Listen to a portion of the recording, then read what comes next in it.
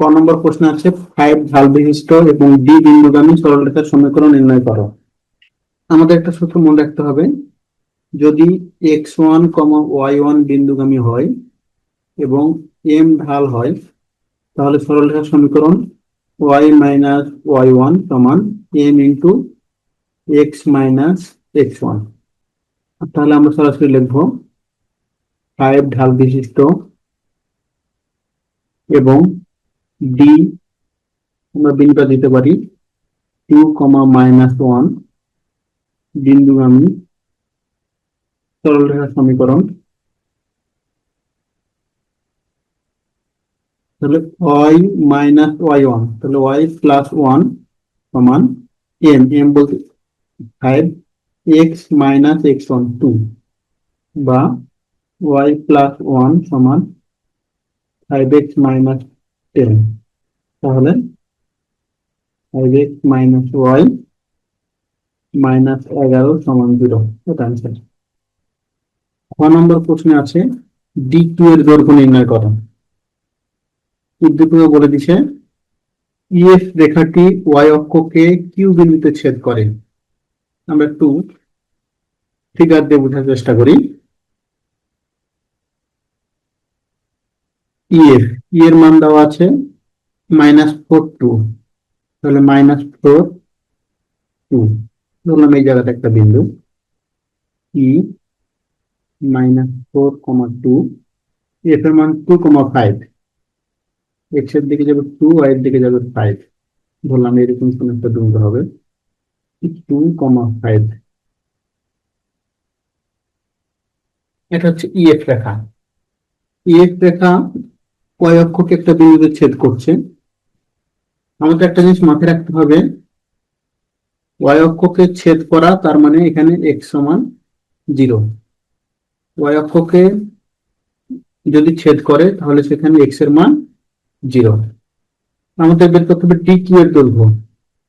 D বিন্দুটার অবস্থান 2, -1, এখানে হবে 2, -1, ডি 2, -1।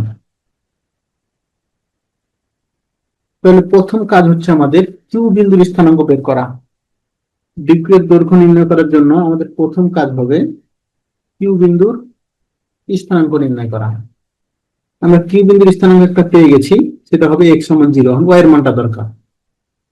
এটা বের করার জন্য আমরা লিখি এখানে ডি 2, -1, e -4, 2, f 2, 5। প্রথমে আমরা EF রেখার সমীকরণ বের করি। EF এর সমীকরণ, দুটো বিন্দু দেওয়া থাকলে আমাদের সূত্র x মাইনাস x1 নিচে x1 মাইনাস x2 সমান y মাইনাস y1 নিচে y1 মাইনাস y2। তাহলে x মাইনাস x1, তাহলে x প্লাস 4 নিচে হবে -4 -2 সমান y মাইনাস y1, তাহলে y মাইনাস 2, 2 মাইনাস 5, বা x প্লাস 4 -6, y মাইনাস 2, -3। তাহলে মাইনাস কাটা যাবে, 3 দিয়ে 6, তাহলে x প্লাস 4 সমান 2y minus 4, x minus 2y plus 8 সমান 0। তাহলে EF এর সমীকরণ পেলাম। কথা একটু লিখবে ভাবে, EF রেখাটি y অক্ষকে কিউ বিন্দুতে ছেদ করে।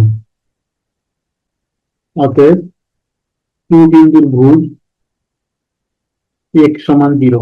y অক্ষকে ছেদ করা তার মানে x সমান 0। যদি x অক্ষকে ছেদ করতো তাহলে y সমান 0 হতো।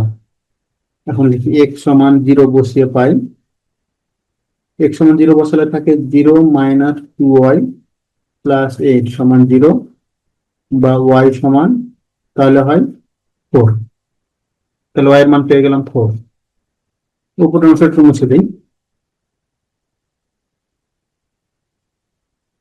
তাহলে লিখতে পারি অতএব কিউ বিন্দুর স্থানাঙ্ক, তাহলে কিউ এক্স এর মান 0, ওয়াই এর মান 4। অতএব ডি কিউ এর দূরত্ব, তাহলে দূরত্ব হবে 2 - 0 whole square plus -1 - 4 whole square, ভুজ দ্বয়ের অন্তর হোল স্কয়ার যোগ কোটি দ্বয়ের অন্তর হোল স্কয়ার। তাহলে 4 + 25 সমান √29 এত একক। এটা অ্যান্সার।